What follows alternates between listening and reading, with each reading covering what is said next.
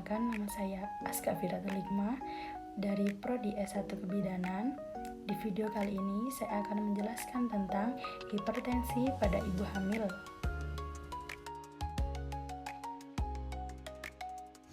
Kita perlu mengetahui dulu pada awalnya bahwa ibu hamil tensinya cenderung turun. Mengapa? Karena hormon kehamilan yang biasa kita sebut dengan hormon progesteron itu akan membuat tekanan darah cenderung menurun.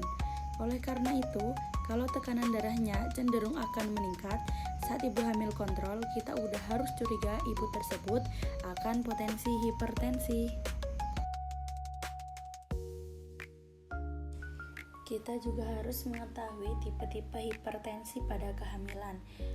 Kita perlu lihat dulu apakah sebelum hamil ibu tersebut sudah ada tekanan darah yang tinggi, yaitu biasa kita sebut dengan hipertensi kronis.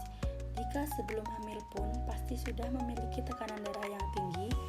Lalu kita lihat juga pada ibu hamil tekanan darahnya meningkat di usia kehamilan berapa.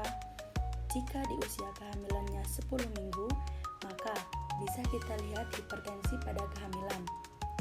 Lalu kita lihat juga tensinya jika sudah melebihi 160/100 mm air raksa, atau jika pada urin ada protein positif, maka kita bisa sebut itu preeklamsia.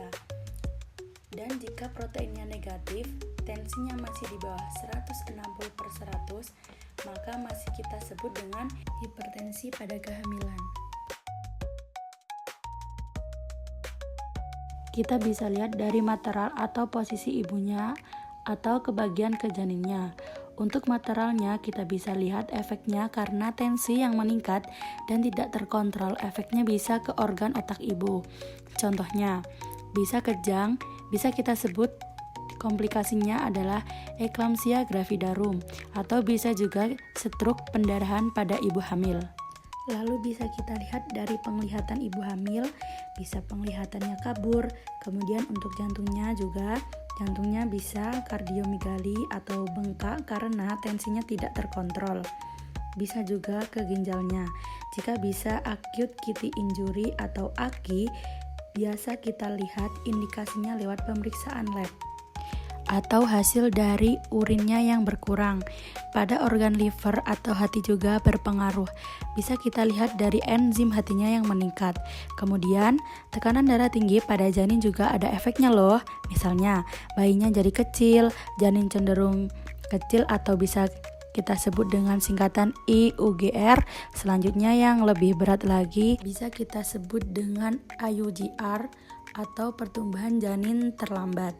Kemudian bayinya bisa lebih berat lagi, IUFD atau intrauterine fatal death. Di kandungan bisa juga air ketubannya berkurang atau semakin berkurang lagi yang bisa kita sebut dengan oligohidroamonion.